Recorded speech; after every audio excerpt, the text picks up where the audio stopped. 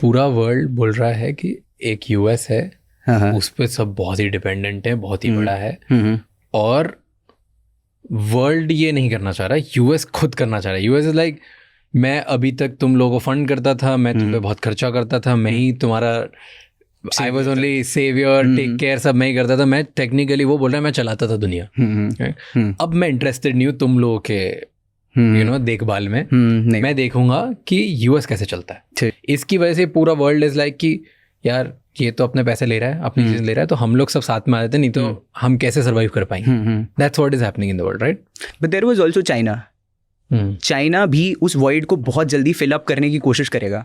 And US की बात ये नहीं थी कि यूएस सब कंट्रीज का ध्यान रख रहा था, यूएस उनके पीछे खड़ा था, स्पेशली नेटो।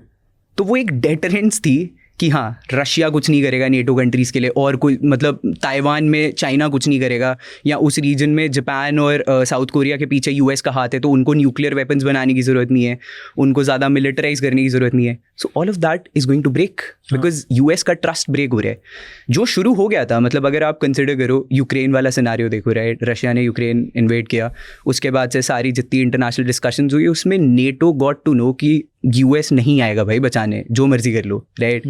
तो उनको समझ में आ गया। तो 2025 के मिडल में ही नेटो के बाकी कंट्रीज जो यूरोपियन थे, उन्होंने मिलकर डिसाइड कर लिया था कि हम अपनी डिफेंस स्पेंडिंग बहुत ज़्यादा बढ़ाने वाले हैं, कि अगले 1 साल में हम 2% ऑफ आवर जीडीपी पे तो ले ही जाएंगे सारे कंट्रीज, धीरे धीरे 5% तक भी ले जाएंगे।